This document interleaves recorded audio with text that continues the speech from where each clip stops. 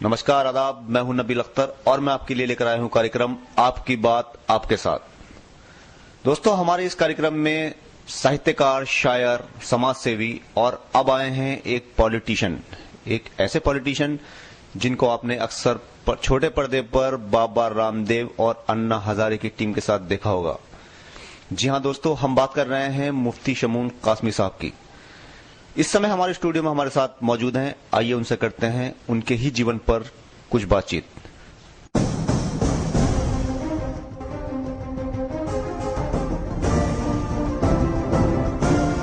शमून साहब, आपका हमारे स्टूडियो में बहुत बहुत स्वागत। थैंक यू, शुक्रिया। शमून साहब, आप ये बताइए कि हमने आपके बारे में ये सुना था कि आपकी एक छोटी सी लाइब्रेरी थी, एक पुस्तकालय था काजीपाड़े में, जामा मस्जिद पर। इससे लेकर आपने राजनीति की शुरुआत कैसे की? ये लाइब्रेरी से लेके राजनीति का सफर, आपको अक्सर लोगों ने देखा अन्ना टीम के साथ, बाबा रामदेव के साथ टीवी पर अक्सर आप देखने को मिले। ये सफर कैसे तय किया आपने, कैसे पहुंचे वहां तक?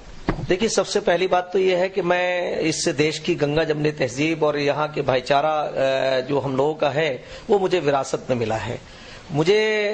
मेरे जो फादर थे वो एक किसान थे और बेसिकली हम गांव से हमारा ताल्लुक है।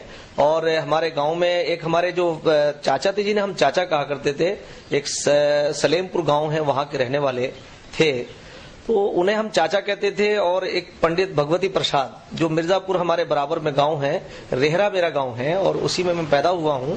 और वैसे मैं आपको बताऊं कि जो मेरा गांव था वो बहुत ही अनपढ़ होने की बिना पे बहुत कुरीतियों का शिकार था। वहां बड़ी लड़ाई झगड़े होते थे, तो मुझे ये रहता था कि आपस में क्यों लड़ते हैं। मगर उसी में मेरे फादर का जो दोस्ताना ताल्लुक था उनसे, तो मुझे ये लगा कि ये हिंदू और मुसलमानों में जितनी एकता होनी चाहिए वो कहीं ना कहीं उसकी कमी है और उसे मजबूत करना चाहिए। तो मैंने शहर में रह करके 89 में सबसे पहले, जब यहाँ बिजनौर में बहुत हालात खराब हो रहे थे, तो मैंने यहाँ के हिंदू और मुसलमानों को एक जगह जमा किया। और यहाँ आचार्य शम्स नवेद उस्मानी साहब, जिन्होंने 18 साल तक वेदों पर, कुरान को सामने रख के रिसर्च किया था, उन्हें हमने यहाँ बुलाया 30 अक्टूबर 1989 को। इत्तेफाक ये हो कि हमने बहुत कोशिश की कि हालात बिजनौर के विस्फोटक न बने। 1990 के अंदर यहाँ दंगा हुआ। यहाँ कुछ ऐसे तत्व थे दोनों तरफ, यानी हिंदुओं में भी और मुसलमानों में भी, जो नहीं चाहते थे कि यहाँ अमन रहे। और वो मुट्ठी भर लोगों ने हमारे पूरे शहर के माहौल को खराब कर दिया। बल्कि एक तो उनमें से एक साहब थे, मैंने उनसे जा जाके घर घर जा जाके मिला और मैंने उनसे कहा कि भाई, ये अमन और भाईचारा जो है वो स्थायी है और हम सब एक माँ बाप की औलाद, एक ईश्वर का परिवार हैं। हम हिंदू अलग और मुसलमान अलग नहीं, बल्कि एक माँ बाप की संतान। हमारे धर्म अलग होकर के भी हम एक हैं और हमारे दूध और खून के रिश्ते खत्म नहीं होते हैं। तो अगर हमने किसी हिंदू को मार दिया या हमने किसी मुसलमान को मार दिया, तो हमने एक इंसान को, अपने भाई को नुकसान बढ़ाया। और हालात ये बने कि वो तत्व जो है, हम लोग नाकाम रहे कि अपने शहर को नहीं बचा सके। मगर हमने फिर उसके बाद कोशिश की कि यहाँ दंगे के दौरान हमने अपने हिंदू भाइयों की जितनी हमसे मदद हो सकती थी वो हमने की। और हमने कई परिवारों को अपनी जान पर खेल करके हमने उन परिवारों को बचाया। और उसका फलस्वरूप यहाँ के 4 डीएम और 4 कप्तान ने मुझे रिकमेंडेशन किया कबीर अवार्ड के लिए और मुख्तलिफ मौकों पर मुझे सम्मानित किया। ये मेरे लिए बड़े गौरव की बात है कि मैं अपने भाइयों के और बहनों के अंदर भाईचारा बनाने में सफल रहा। और आज शहर के अंदर वो असामाजिक तत्व फेल हैं कि वो चाहते हुए भी, मुझे तो बल्कि खुशी इस बात की है कि आज वो लोग भी, हमारी जब अमन की रैलियां होती हैं तो उनमें से कुछ लोग नजर आते हैं, तो मुझे खुशी होती है कि भाई कम से कम जो हमने अपना एकता का यहाँ अलग जगाई थी, उसमें उनकी हिम्मत नहीं हो रही है। वो भी अपने आप को उन अमन की रैलियों में शामिल करने लगे हैं। टीम अन्ना से कैसे जुड़े आप? टीम अन्ना से मेरा जुड़ने का यह है कि मैं उस टीम अन्ना का मैं कोर कमेटी का वाहिद अकेला मुसलमान मेंबर था और उसके फाउंडर में मैं हूं। जब ये 14 नवंबर 2010 को इसका गठन हुआ, जंतर मंतर पे हमने सबसे पहली जो FIR दर्ज कराई थी, जो कॉमनवेल्थ घोटालों के खिलाफ, उसमें कलमाड़ी के खिलाफ हमने पहले, तो उसमें 11 लोग थे। उन 11 लोगों में से, यानी अन्ना हजारे, मैं, बाबा रामदेव और अन्य लोग, किरण बेदी आदि, तो उन 11 लोगों में से भी मैं था। और उसके बाद जब वो 22 रुकनी कमेटी बनी, कोर कमेटी अन्ना की, तो उसमें भी मैं था। इंडिया अगेंस्ट करप्शन की की जो कोर कमेटी अन्ना के नाम से जानी जाती है, उसका मैं वाहिद मुसलमान मेंबर था। और करप्शन के खिलाफ, क्योंकि मैं ये देखता आ रहा हूं कि नीचे करप्शन का शिकार जो है एक आम आदमी होता है, एक पैसे वाला पूंजीपति जो है अपने पैसे के जरिए से काम करा लेता है, और जो गरीब आदमी है उसके काम नहीं हो पाते हैं। बेसिक सतह पे, क्योंकि मैं जमीन से जुड़ा हुआ आदमी हूं, ग्रास रूट से मेरा ताल्लुक है, तो मुझे पता है कि करप्शन कहां होता है। अभी भी हमारे बहुत सारे जो विभाग हैं उनमें जिस तरह से करप्शन है, उस पर मैं बहुत दुखी होता था। और जब मैं ये देखता था कि लोग परेशान होकर आते थे, तो मैंने भी जब ये बात आई और वहां बैठ के डिस्कशन हुआ, अन्ना, बाबा रामदेव, हम सब लोग एक साथ बैठते थे, और बैठने के बाद हमने किया भाई करप्शन के खिलाफ हमें कोई कारगर कदम उठाना चाहिए। बल्कि मैं आपको ये बताना चाहता हूं, मुझे इस बात का गर्व है कि हमने एनसीआर के अंदर सबसे ज्यादा मीटिंगें मैंने ऑर्गेनाइज कराई, और जहां जहां हम पूरे देश के अंदर गए हैं, हमने सबसे ज्यादा कोशिश की कि हिंदू और मुसलमान एक मंच पर आ जाएं। और एक मंच पर आने के बाद जब वो एक मंच पर आएंगे तो यहां से भ्रष्टाचार भी खत्म होगा, यहां से सांप्रदायिकता भी खत्म होगी। टीम अन्ना की गोपनीय मीटिंग के दौरान आपको ऊपर कुछ रिकॉर्डिंग का भी इल्जाम लगा था, वो कहां तक सत्य है? एडमिनिस्ट्रेशन जानता है इस बात को कि कुछ लोगों ने, कुछ तत्वों ने मेरे खिलाफ जो है एक अभियान यहां चलाया था। तो मैंने एक लोन ले लिया था, और वो लोन जो है जब मैंने लिया तो उसमें वो कुछ विलंब हुआ, और विलंब ये हुआ कि जाहिर बात है, सरकार का अगर कोई कर्ज है तो आपको देना ही पड़ेगा। तो उसमें कुछ लोगों ने एक समाचार पत्र में भी मेरे खिलाफ उसमें निकलवाने की कोशिश की, और जबकि वो करप्शन नहीं था। करप्शन तो होता किसी का लेके ना दे, या किसी से आप किसी का माल हड़प लें। मैंने तो सरकार से लिया था, आहिस्ता आहिस्ता दे रहा था। तो वहां के उस वक्त के अधिकारियों ने मेरी बड़ी हेल्प की, और उन्होंने कहा कि नहीं कासमी साहब, ये करप्शन नहीं है, और उन्होंने मेरे उस लोन की अदायगी में भी मेरी हेल्प की। तो मैं उस सिलसिले में ये हुआ कि एसबी तिवारी का जब यहां से ट्रांसफर हुआ तो हमें ये महसूस हुआ कि उनका जहां से ट्रांसफर हो गया, तो उस वक्त मुझे भी ये फील हुआ कि भाई, और मेरे, क्योंकि सारे पॉलिटिकल पार्टियों से मेरा ताल्लुक सबसे ही है। मैं तो आपको बता दूं कि जितने भी राष्ट्रीय स्तर के नेता हैं, लीडर्स हैं, सबसे मेरा ताल्लुक है। मगर मैं अपनी अन्ना टीम के मेंबरी के दौरान किसी से पर्सनल तौर से ना मिला हूं और ना मिलूंगा, मैंने कभी नहीं मिला। मगर ये मामला मेरे साथ ऐसा आ गया कि मुझे मजबूर होना पड़ा कि मैं गया अखिलेश यादव के पास 17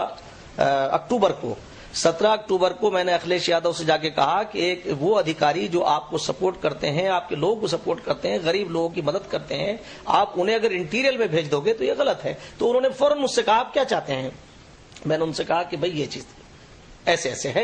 तो उन्होंने फौरन उनका नोएडा जो है उनका ट्रांसफर वहां से रद्द करके नोएडा कर दिया। इत्तेफाक वहां मीडिया के लोग थे, मैं निकल के जैसा आया, उन्होंने कहा कासमी साहब कैसे? तो मैंने कहा मैं अपने पर्सनल काम से आया था, मेरा कोई अपना इसमें उद्देश्य नहीं था। इत्तेफाक वहां मुलायम सिंह यादव जो सपा के राष्ट्रीय अध्यक्ष हैं, मेरा ताल्लुक उनसे बहुत पुराना, वो भी मुझे जानते थे, मैं भी उन्हें जानता था। तो मुझे लखनऊ एक कार्यक्रम में जाना था, तो वो कहने लगे चलिए। अब हम दोनों प्लेन में साथ चले गए, क्योंकि अब जाहिर बात है कि मेरा ये तो था नहीं कि मैं उनके बराबर में से कहता मैं नहीं जा रहा साहब आपके साथ, या मैं दूसरी प्लेन से आ जाऊंगा। वो मेरा, अभी मैं आपको फोटो मेरे शायद है, आप दिखाएंगे लोगों को उसे, वो जैसे हम लखनऊ जाके एयरपोर्ट से उतरे तो वो फोटो मेरा हिंदुस्तान के 18 अक्टूबर में वो छपा। इत्तिफाक के बाद 18 को सवेरे ही मेरे पास अरविंद का फोन आता है, और वो कहते हैं कि भाई साहब मुबारक हो आपको, आप सिस्टम में रह के भी काम किया जा सकता। मैंने उनसे कहा देखो अरविंद, मैं अपने पर्सनल काम से उनसे मिला था, और मेरे वो काम बिल्कुल राजनीति से उसका कोई ताल्लुक नहीं है। अब इत्तिफाक के बाद क्योंकि वो छोटे जहन के लोग थे, तो उन्होंने ये समझा कि भाई मैं जो हूं किसी पॉलिटिकल पार्टी के लिए इस्तेमाल हो रहा हूं। तो उन्होंने क्या किया, मेरे ऊपर एक मनगढ़ंत इल्जाम लगाया। उन्हें दरअसल वो आंकलन नहीं कर पाए। कई बार उन्होंने टीवी चैनलों पे मेरे साथ बैठ के ये कहा कि असल में हम कासमी साहब आपका आंकलन नहीं कर पाए। दरअसल वो ये समझ रहे थे कि मैं जो हम इल्जाम लगा देंगे ये जाकर के कासमी बैठ जाएगा और ये उसके ऊपर कोई रिएक्ट नहीं करेगा।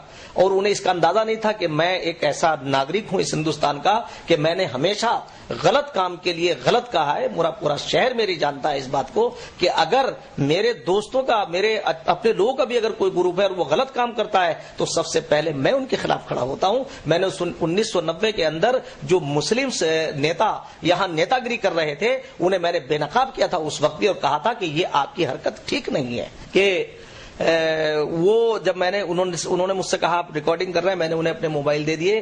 तो अब मोबाइल में क्योंकि कुछ था नहीं, उन्होंने उसमें अंदर जाकर एक ड्रामा किया और कहा इसमें 3 क्लिप थी। तो मैंने उनसे फौरन पूछा कि अगर क्लिप थी तो तुमने उन्हें क्यों तुमने डिलीट किया? उसमें सारे मीडिया ने, आपने देखा होगा, सारे मीडिया ने मेरी तरफदारी की और मीडिया ने यह कहा कि आखिर ट्रांसपेरेंसी के दो पैमाने क्यों हैं? Times of India, Hindustan Times, Navbharat Times, Sahara Urdu, Sahara Hindu, सारे जितने नेशनल मीडिया था उसने ये कहा कि ट्रांसपेरेंसी के दो पैमाने कैसे हो सकते हैं? अगर आप रिकॉर्डिंग की, पहली बात तो उसमें रिकॉर्डिंग थी नहीं, तो उन्होंने जब ये पूछा है तो वो सारे के सारे बैकफुट पाए और मुझे ये श्रेय मुझे जाता है कि मेरे से पहले इनके खिलाफ कोई नहीं बोला। मैंने इनके तमाम जितनी भी गलतियां थी इन लोगों की, उन सबको आवाम के सामने ला कर रखा और 22 अप्रैल को छोड़ते हुए ये कहा था मैंने इस टीम को कि ये टीम स्वार्थी हो गई है, ये टीम महत्वाकांक्षी हो गई है और अरविंद ने इसे कैप्चर कर लिया है, अन्ना इसे छोड़ेंगे। सो अन्ना ने ये पॉलिटिकल पार्टी बनाएंगे और इन्होंने पॉलिटिकल पार्टी बनाई। इन्होंने 3 अक्टूबर को पार्टी बनाने का ऐलान किया, 18 सितंबर को अन्ना ने इनसे अलग होने का इनका से ऐलान किया और आज वो सारी बातें जो मेरी थी वो सारी की सारी सही साबित हुई कि ये पॉलिटिकल पार्टी बना के बैठ गए। और जो मैंने कहा था कि अन्ना को इन्होंने कैप्चर कर लिया है, अन्ना ने ऐलान किया कि मेरा कोई ताल्लुक अरविंद से नहीं है और अभी एक टीवी चैनल पे उन्होंने सारे हिंदुस्तान ने सुना इस बात को। उन्होंने ये कहा कि इस सामाजिक आंदोलन को खत्म करने का जिम्मेदार अरविंद और उसके साथी हैं। उन्होंने, और हमेशा अन्ना ने कभी मैंने अन्ना को कभी कुछ कहा, ना अन्ना ने मुझे कुछ कहा। मैं अन्ना की बड़ी इज्जत करता हूं, बहुत सम्मान करता हूं अन्ना का। अन्ना बहुत अच्छे व्यक्ति हैं और धीरे धीरे जो बात मैंने अन्ना से बताई थी या जो मैं अन्ना को मैंने ब्रीफ किया था, अन्ना रफ्ते उन सारी बातों पर अमल कर चुके हैं। अन्ना ने इनसे अलग होने का ऐलान भी कर दिया है और आज मैं बस ये बात आपसे जरूर कहूंगा कि इन्होंने एक सामाजिक आंदोलन को जो खत्म किया और मेरे जैसे ईमानदार आदमी को कलंकित करने का प्रयास किया था, मेरे ईश्वर ने, मेरे मालिक, मेरे अल्लाह पाक ने मेरी मदद की कि ये जलील हो गए और अल्लाह ने मुझे सुरखरू कर दिया। शमून साहब, अभी आपने अपने बयान में कहा है कि अरविंद केजरीवाल स्वार्थी थे। किरण बेदी के बारे में कुछ बताइए। नहीं, देखिए, दरअसल दोनों ही है। दरअसल क्या है कि एक एक्शन का रिएक्शन, मुझे इस बात का धीरे धीरे जब हम लोग रहे थे, क्योंकि मैं तो फाउंडर में हूं, उसके संस्थापकों में से हूं, मैं वहां बैठ करके अंदर कहा करता था कि देखिए हमारी बात से कहीं ऐसा प्रतीत ना हो जाए समाज को कि हम किसी एक पर्टिकुलर किसी एक पार्टी के खिलाफ हैं या किसी एक वर्ग के खिलाफ हैं। तो वो कहते थे नहीं काजमी साहब आप ये बातें, वो दरअसल दोनों आईएएस और आईपीएस क्योंकि मेरे बहुत दोस्तों में से रहे हैं, तो वो इन दोनों चीजों में वो भी माहिर थे। और किरण ने जितना मौका इन लोगों को मिला है, मैं तो ये कह सकता हूं कि जितना जिसे मौका मिला उतने उसे नुकसान पहुंचाया बंदे। बहुत बहुत शुक्रिया आपका शमून साहब, आपने अपना कीमती टाइम हमें दिया, उसके लिए आपका बहुत बहुत शुक्रिया। ये थे हमारे साथ अन्ना टीम के पूर्व सदस्य मुफ्ती शमून कासमी साहब। अगले इतवार को आपसे फिर भेंट होगी एक नए चेहरे, एक नए शख्सियत के साथ। तब तक के लिए दीजिए इजाजत। नमस्कार।